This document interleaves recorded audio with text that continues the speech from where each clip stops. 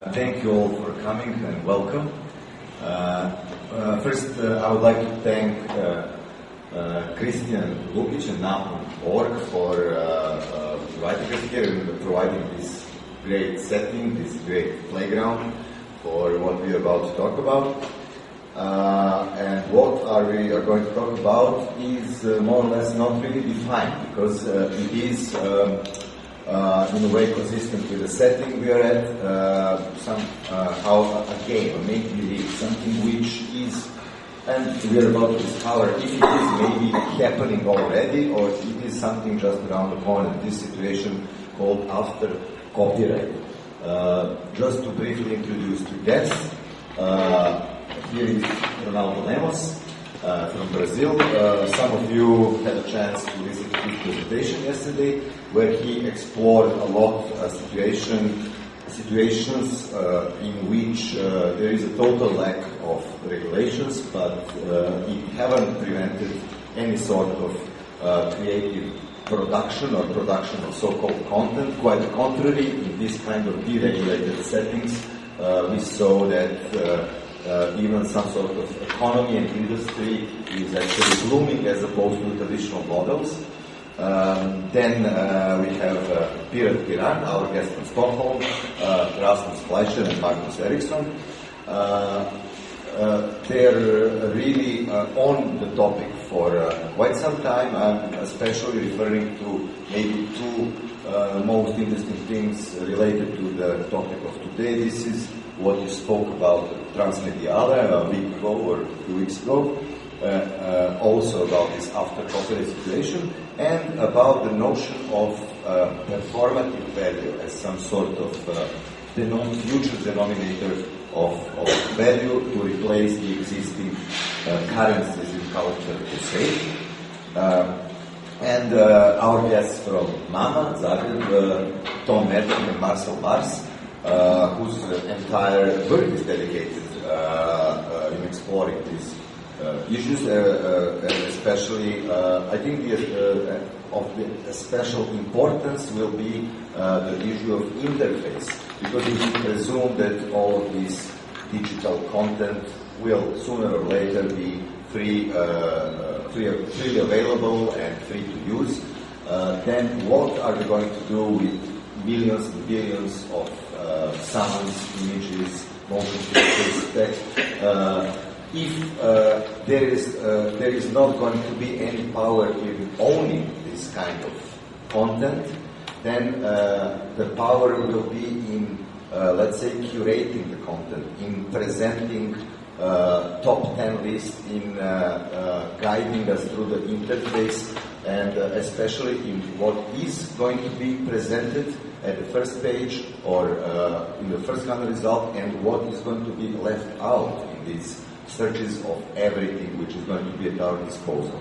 So, Ronaldo, would you like to start as an answer first, or maybe we should start with Magnus and Rasmus, because they have a presentation. Okay, we're going to start to talk about some history, some contemporary Swedish history. Although it's not our history we're going to talk about, we're going to follow another person's history. It's this woman, Karin Dreyer. Karin Dreyer is now mostly known for being a part of the duo The Knife, together with her brother Olof Dreyer, as we can see in the middle picture and one. But she has been around in the Swedish music life for quite some time. She had a band in the 90s called Honey is Cool, which was an indie pop band that they weren't that big and they weren't selling many records, but they got great reviews from critics, and people in the indie pop scene really liked The Knife. So what we thought about doing is we're going to show 3 videos. The first one from 97, which is by Honey is Cool, and then 2 videos from The Knife. And by them illustrating how the Swedish both music scenes and also technology used in music and culture have changed, and how styles have changed and so on. So Let's begin by showing the video Black Heart from 1997 by Honey is Cool. And I can also add here that let's see. This first text here that you see, ripped by Rosa Mannen, the Pink Man, is actually one of the most famous rippers to rip material from Swedish media history and upload on the Pirate Bay. So, really a cultural hero, I think. So, yeah, we're gonna play it here and comment a bit along the way. So,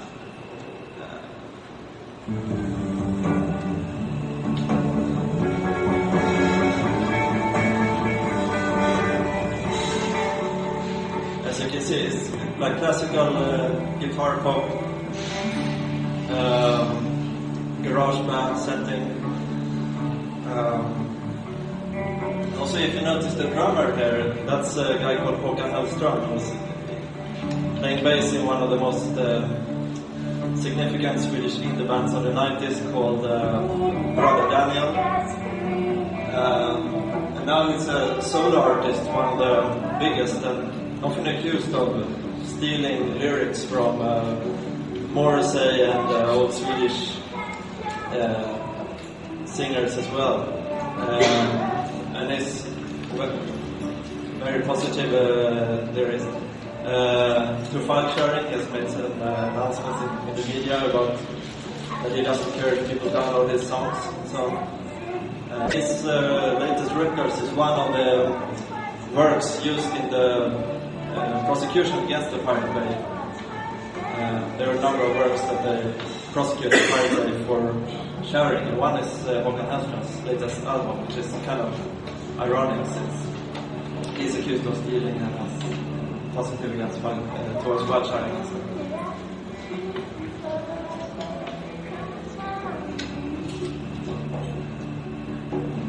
Right, this is in 1997. Somehow I think I would see that as like the peak of the CD era. It was the time I remember myself when I could think about the CD all the time when I walked home from a shop. So curious to listen to it, and it was really another time.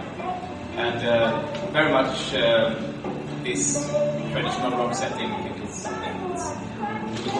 and also that if you look at who was actually launching bands like this, I mean, this is the ZTV, one of the young Swedish channel playing new music. Used magazines was of course important, giving Honey is Cool great reviews, and that's how people noticed them and so on. But we're gonna maybe skip to 2003 and see what has happened since 1997. And well, we can take about some key events. Of course, is that about 1997 people started getting access to CD burners. Around 2000, depending on file sharing networks, of course, it will not recapitulate that, but a lot more. But let's take a look from a music video by involving the same woman, Karin Breyer, from 2003.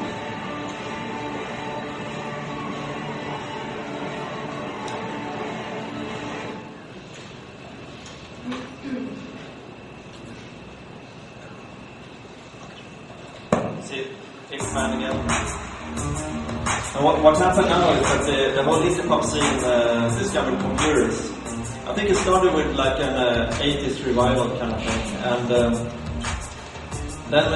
synthesizers, cheap synthesizers started using the production. You can have, I mean, the sounds are kind of cheapish sounding. The style of the video, of course, is 80s or 70s. Retro and also kind of cheap looking. Also interesting to see how when the first video from 97 was like actors playing roles, this is obviously stolen footage, I would guess, or archived footage reused. When computers was beginning to be used by all these indie musicians, so much music being released online and also on like small companies making CDs. So, I mean, this was also when file sharing was quite necessary in order to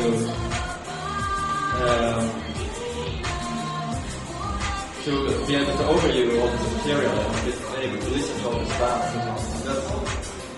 File sharing and also internet communities was the way the music was spread out and noticed instead of magazines and things like that. And as for production, it's clear that when the first band we heard was a 4-person traditional rock setting, this is now suddenly only 2 persons.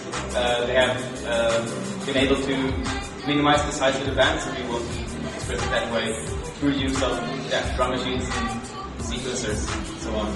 So now it's a 2-person band, and there is, of course, if we look in the long historical perspective, some kind of tendency also for where technology is step by step has made it possible to minimize the size of the bands. In the 70s, I mean, if we look back at the jazz bands, of course, they were bigger. In the 70s, I mean, in the 60s maybe it was 4 persons standard setting. In the 70s came a lot of 3-person bands because guitar amplifiers, effects, and so on, which made it possible to fill out more of a sound with 3 persons. And from late 90s, early 2000s, I think the independent music scene was, at least in Sweden, overflowed by these 2-person bands using no acoustic drums but drum machine and so on.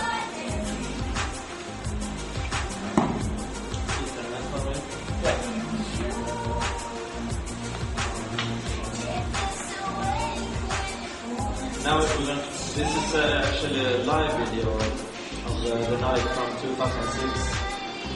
A lot of things have happened. As you will see, this is actually broadcasted on. Is the pink man again? It's broadcasted on Swedish Public Service Channel 2. It's from the night before 2006. It's a very impressive live event. I mean, it's all electronic, basically playback all the time, but it's very impressive live experience.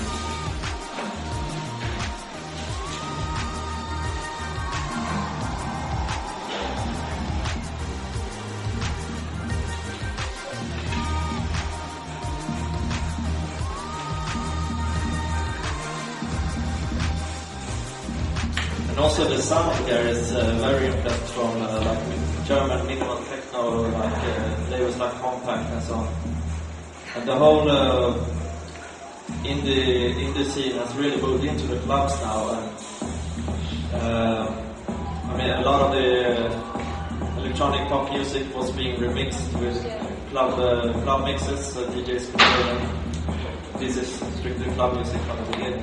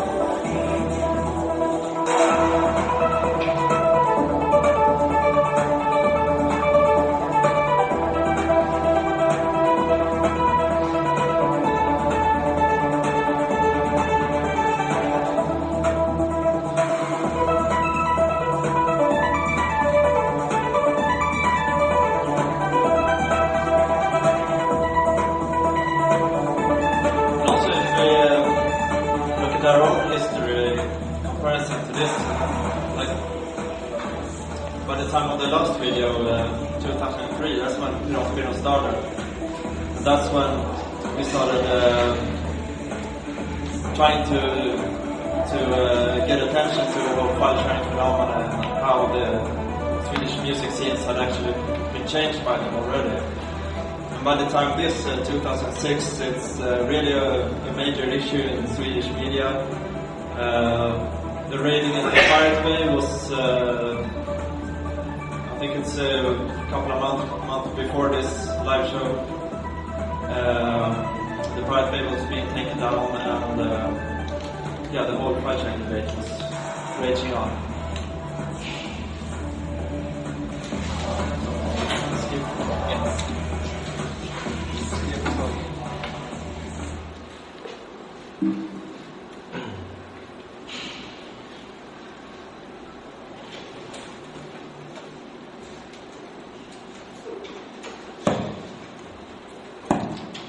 So what we have on the situation that created this whole file sharing debate was really a situation of abundance.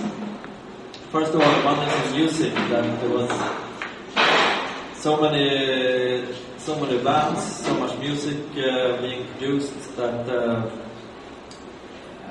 file sharing was basically the only way for people to keep up with this musical production. And it's also interesting to notice, or I think it's very important to notice that file sharing as a phenomenon of distribution of recorded music was nothing that happened isolated from transformations in terms of production of music. In fact, I think year 2000 was a turning point in both these arenas. At least in America, I know it was year 2000 that the studio bookings started to go down quite drastically after going up a lot. So musicians didn't hire studios to the same extent because they moved music production to home studios. And the same way as production, in the same time as production moved to home studios, also distribution moved to home computers.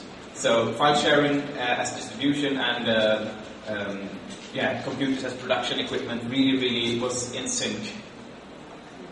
And also this needed, of course, a large infrastructure to handle all this activity. And that was actually provided by the state, because in the late 90s or early 2000, there was a lot of broadband being built in Sweden, fiber cables. The discourse around that was that everyone should have access to the digital society or the digital democracy. So the state sponsored a lot of broadband expansion, especially in smaller cities as well, because they were supposed to be able to take part in this as much as the major cities. And this provided the infrastructure, of course, to all these activities. Also that people were able to get very cheap computers. There was a tax reduction if you got a computer through your work. So a lot of parents got cheap computers from their work, put them at home, didn't really know what to do with them, and the kids got to the computers and started making music and file sharing. So. Yes, and this phenomenon, of course, threatened some quite major and quite powerful actors within the entertainment business. Actors who were afraid to die, as myself spoke about yesterday. But it has been very hard to somehow conceptualize what was going on, because it's of course a very complex phenomenon which is taking place. It's not really a clash between two organized interests or something, but it's something happening on a very everyday level, with like a multiplication of small habits. However, when sometime into this decade, it reached a level of intensity where mass media really wanted to find a way to present it in terms of clash of interest, because that's what's needed for the mass media logic. It needs dramaturgy, needs representation. And of course, when we started PR back in 2003, we really fit into this somehow. Our choice, the name, the Bureau of Piracy, was basically made just by taking away the anti from the Bureau of Anti-Piracy. So it became in the beginning very easy for mass media to just take us into the debates and then have this imaginary symmetry of interests. That's of course something quite doubtful in itself, but anyway, it took the discourse to another level. Yeah, but now this has gone on. This debate has gone on for a couple of years, and it really doesn't get anywhere if you just put it as a clash between two sides. I think it reached some kind of peak early this year when there was a series of articles in Swedish papers. It started with that the right-wing party in Sweden, the 9 or 7, 9, I think, representatives from that party spoke out for file sharing. There were 9 of them. Then I think how many replied? Was it 14? Okay. Yeah, maybe. Yeah, after a while, about some representatives of the copyright industry spoke against, because they felt very threatened when some of the members of the right-wing party went away from their traditional party line. And then it was an escalation of signatures, reaching quite absurd dimensions after a while, because the members of this right-wing party, after a while it was 14 parliament members for file sharing, and then there was 20 big filmmakers against piracy, and then it was 70 creatives for piracy, and it just and then people got quite bored again. So on the mass media level, what happened?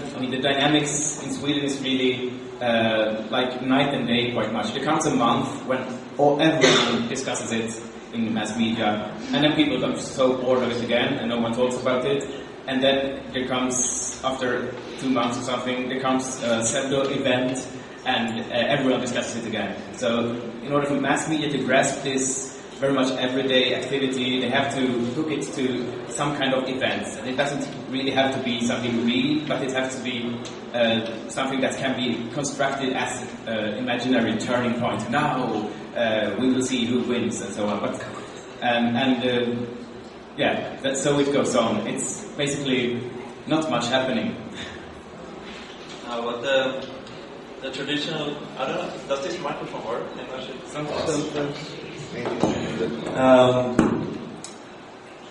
There's a long-standing tradition in Sweden as well to solve conflicts with compromises from the early 20th century and onwards. So there's always a strong urge here to find a solution. One solution that will end this conflict and somehow make everyone sort of happy. So every time someone is looking for a solution, and the media is really looking for a solution, and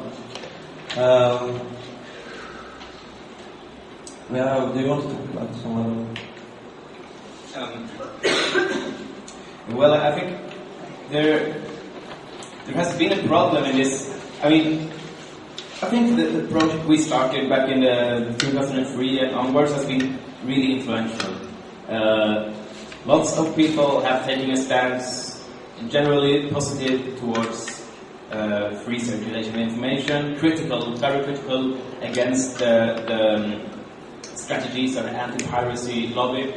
But still, there's a problematic when this whole thing went into through the dramaturgy of mass media, is translated into a clash of rights, like the rights of the individual versus the rights of the authors or the rights of copyright or so on. And that's also a problem, I think, when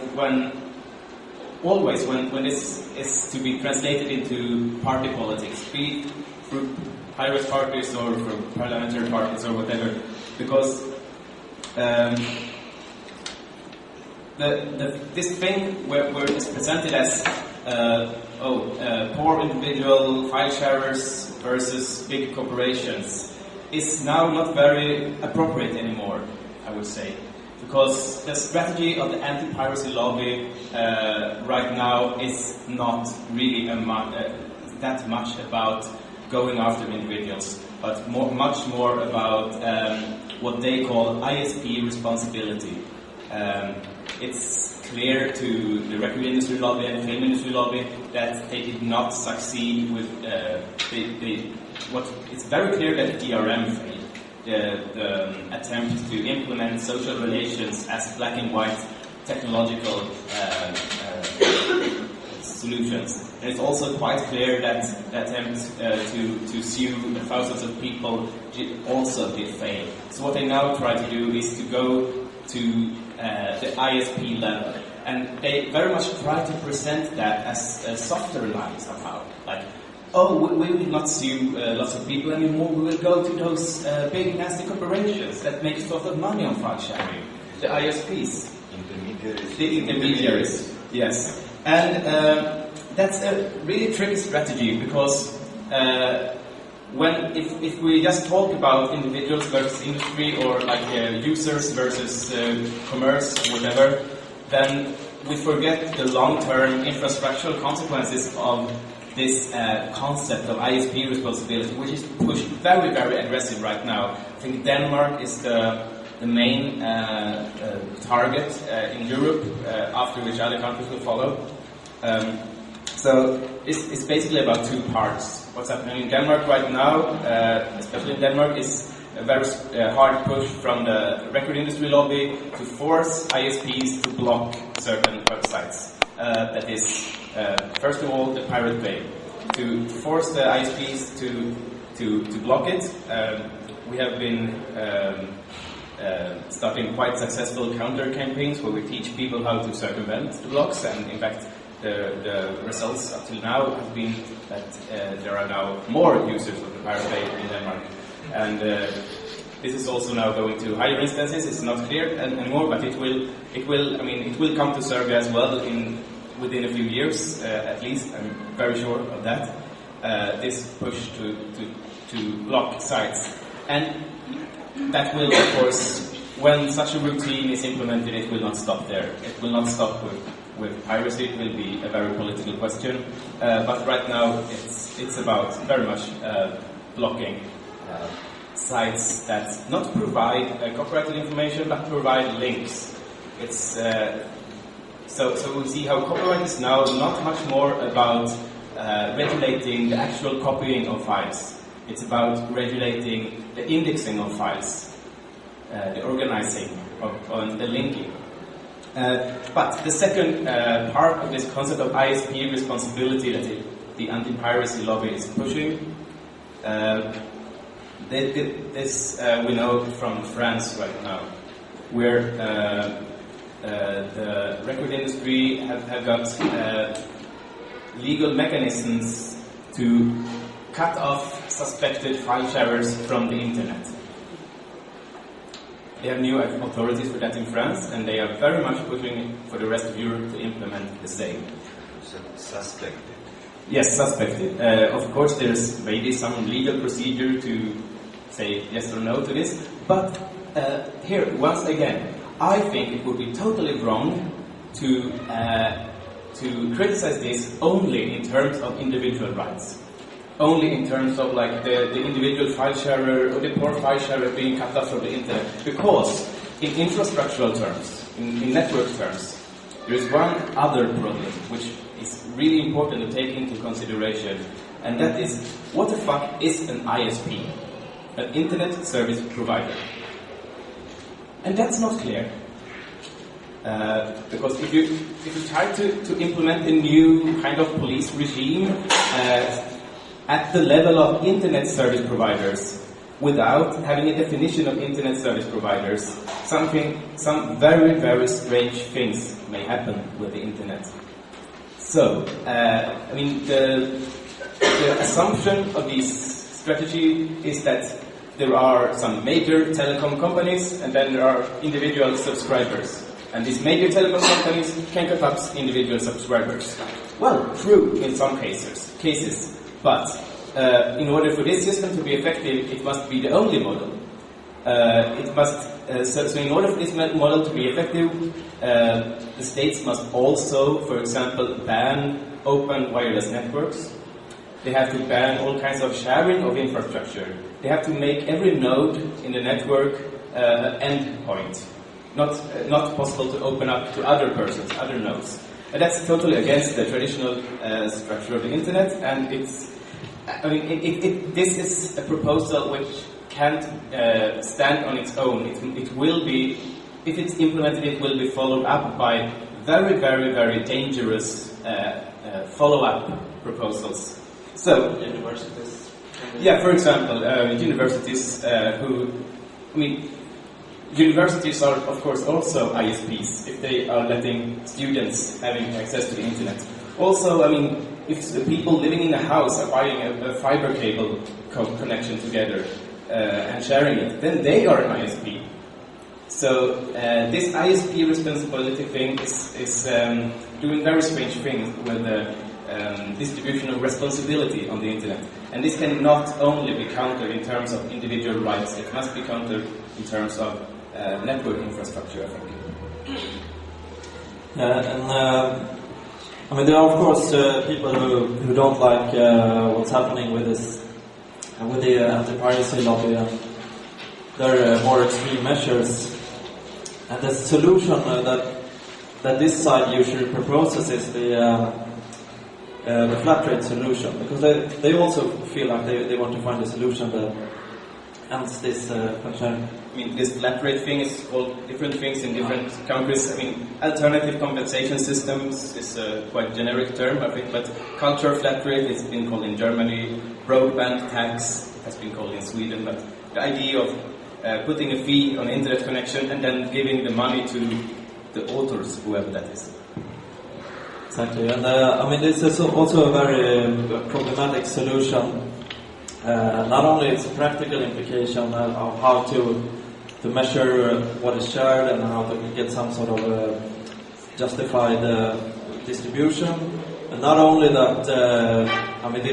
This is usually just imagined for music that musicians will be compensated. But what happens if you're going to compensate film, for example, when most of the film that's being shared on file sharing networks is pornography. So who's going to either compensate that or somehow disqualify that from compensation and the rules being drawn there? But also, you have to ask yourself what kind of incentive this gives for cultural production. Who would benefit the most from a flat rate system? Well, it's of course those whose artistic activity is based on making songs that are quickly distributed, sort of based on the lowest common denominator. Simple songs that spread quickly throughout the network, but maybe people just listen to them for a while and then discard them, and then the next one comes. But that's the kind of culture that this will benefit. Both the flat rate solution and this ISP responsibility solution is both based on the fact that the cultural economy is based on content, that cultural activity means creating content for mass reproduction, and then the economy is selling this content.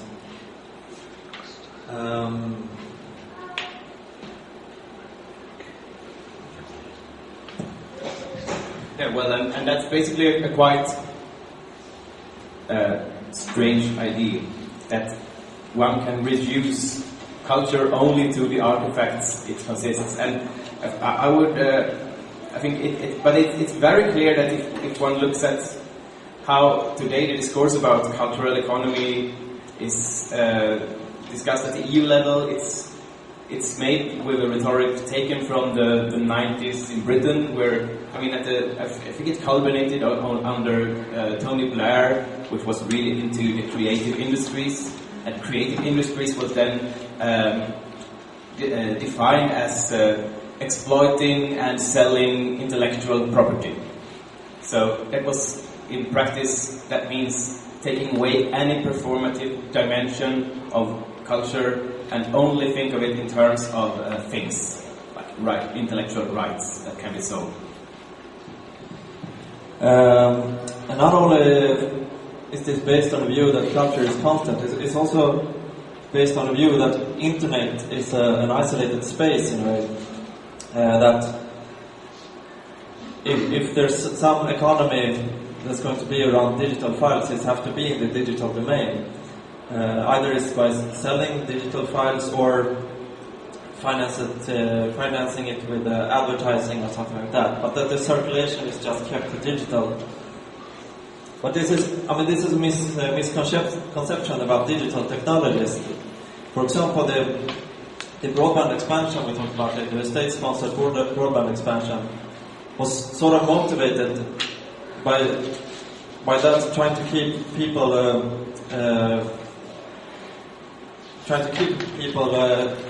being able to live in the very north of Sweden, because it's a very depopulating area. People from the north of Sweden moved to Stockholm and so on. So the idea with the broadband was that now these people could have the same digital internet space as people in Stockholm, so they could stay up in the north of Sweden and be happy with that.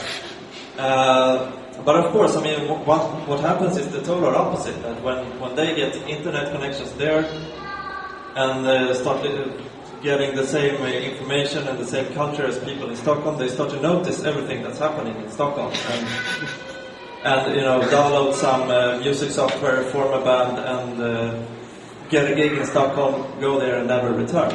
So I mean, if there's one thing that the internet has developed to, it's being very good at connecting digital information with real live events. For example, that the spread of music creates demand for festivals and concerts, or that images and other information are being tagged with location-based information. An interesting thing there is the destiny of this company called Getty Images, which was one of the biggest copyright holders in the world. It's a huge database of images that they sell to papers and so on. And they were recently announcing that they're going to sell this company because the stock has fallen quite a bit. And the reason is that instead of papers wanting these professional archive photos from Getty Images, they want site-specific photos, photos from the news events happening right then and there. So often it's like amateur mobile phone pictures and things from events themselves. And also we have the recent social softwares like Facebook, for example. One of the most used features of Facebook is the event feature. That instead of just knowing what's happening online, it's really a way to market clubs and other events happening in the city. And I mean, it also creates new kinds of events. I mean, one of the latest groups I was invited to on Facebook is, a lot of groups on Facebook, their names start with I bet. For example, I bet I can get 1 million people to join this group to show that they don't like George Bush or something. And this group was, I bet we can get 400 people to go cheer for a randomly selected boys soccer team, which is like kids 10, 11 years old, and the idea of the group was to get 400 people to just go there and cheer for a randomly selected team, which is, I mean, it's totally stupid, but new ways of real world events instead of just new digital innovations.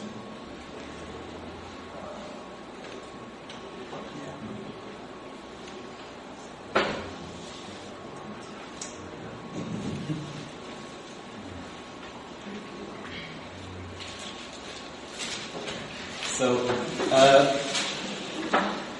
it's very clear that this idea of internet as a separate space wasn't wrong thinking. I mean, but still that is how the copyright industry logic works.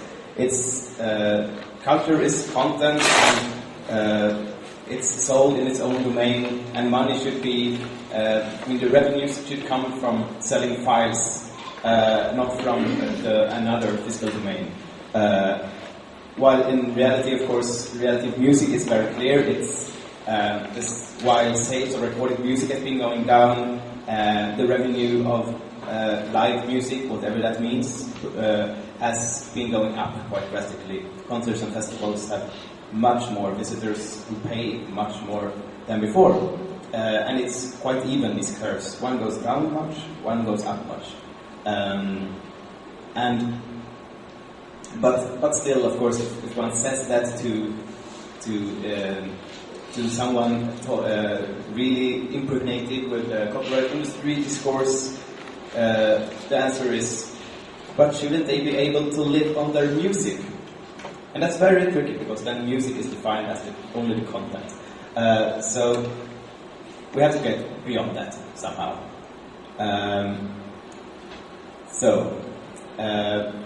The question is not how do we create more content? How do we create more music? There's no lack of music. There's no lack of video in the world. It's a terrible abundance. We're overflowing with it all the time. The only thing there's lack of is time to consume all this music. Most of us has access to much more recorded music than we can possibly listen to, or it will take some months or something. We have film, which might take also several months to listen to. So the question cannot be put in terms of lack of content, but in lack of meaningful contexts where this abundance of digital information can be connected to social situation and physical space. Now, well, maybe.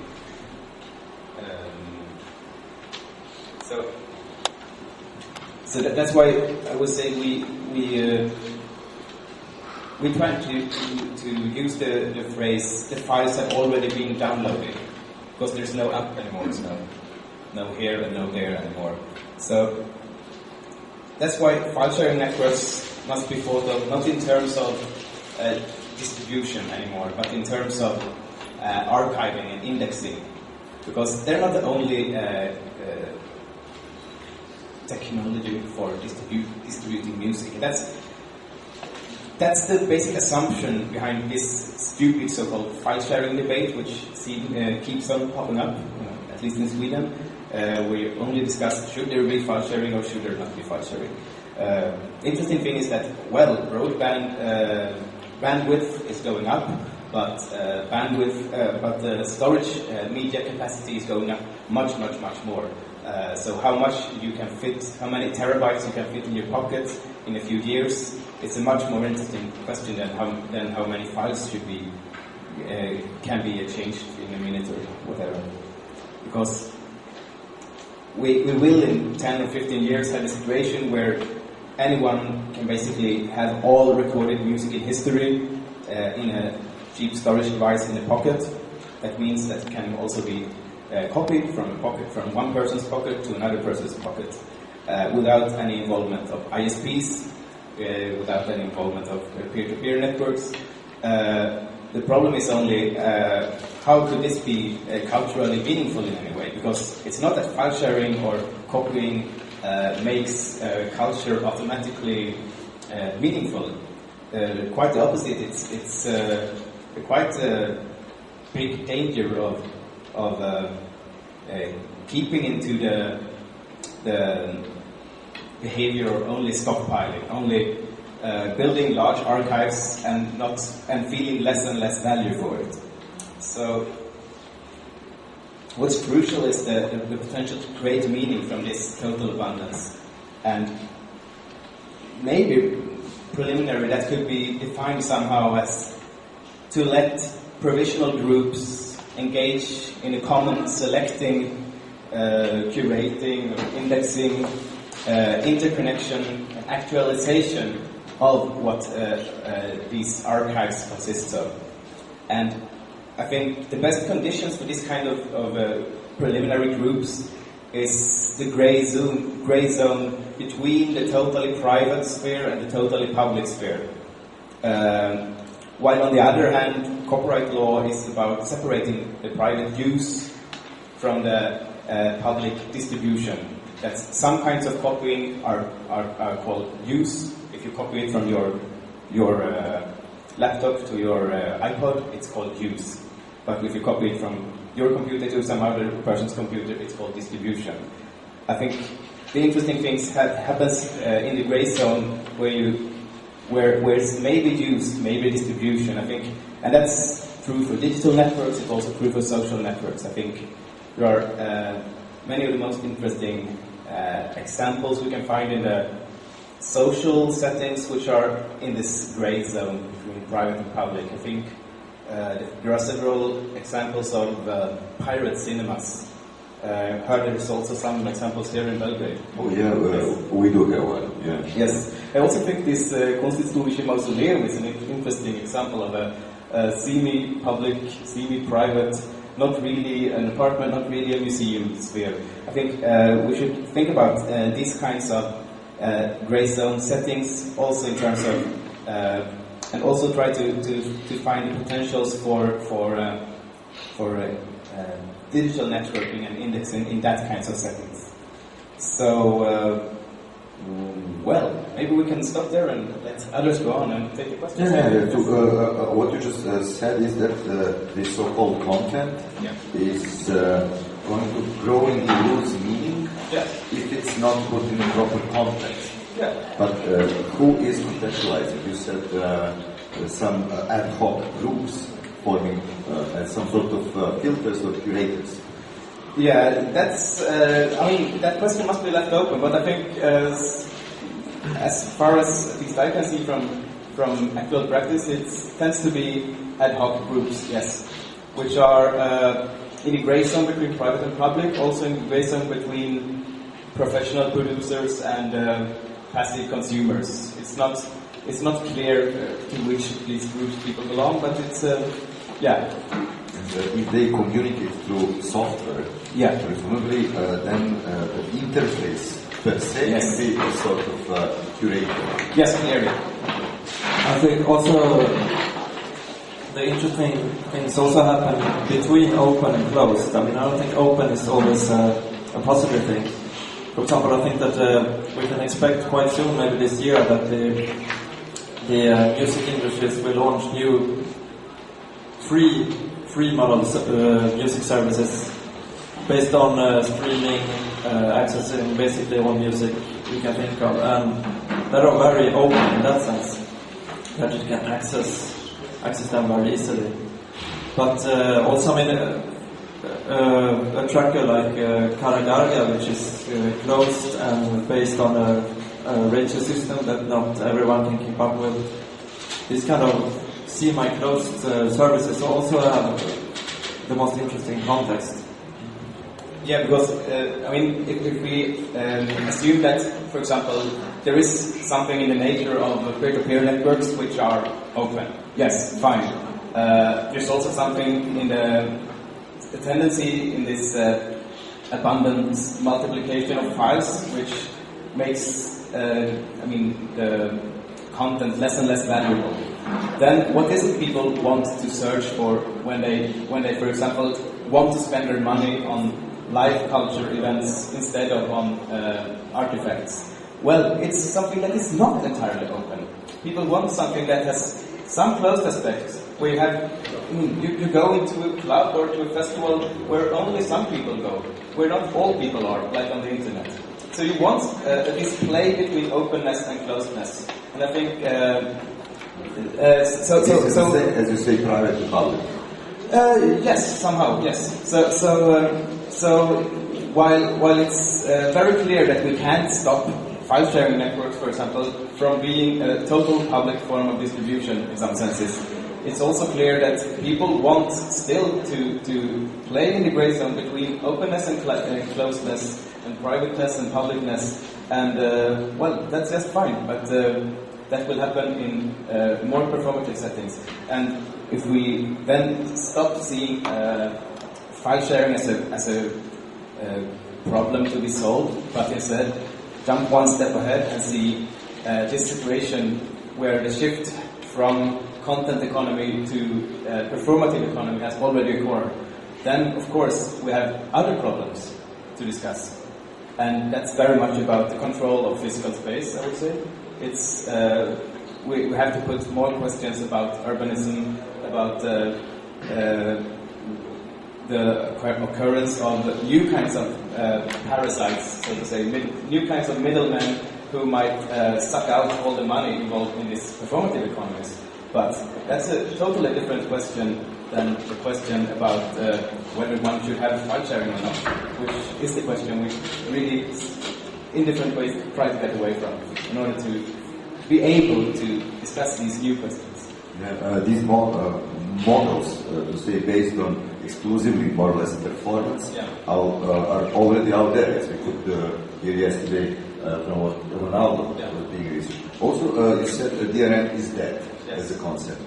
But then, talking to Ronaldo yesterday, I understood that, let's say, almost 200 million people of Brazil are going to be introduced with television 2.0, which is going to be having DRM. So it's not really a common claim. No, yes, that's really true. DRM is not dead in all areas, but I would say it's dead in the universal computer, because the concept of the universal computer, I mean the computer, is not really it's not compatible with DRM, really. And so DRM had to be followed up by different kinds of meta DRM, where you not control the files themselves, but the tools that may hypothetically be used for circumventing DRM, and then you have to attack the tools for spreading the tools for circumventing the mechanisms that should regulate files. So it becomes terribly abstract and just collapses. On the other hand, yes, in television, which does not have the interfaces that people are already used to have with a computer, then it's still very much a possibility to use DRM restrictions, I would say. So what is happening in the Swedish public debate right now about if it should be copyable or not, what to do? Isn't that this kind of politics of metadata even today taking place in arguing about if links should be allowed to copyright material? Yeah, it's very clear that it's not at all anymore about regulating copying of files. It's copyright.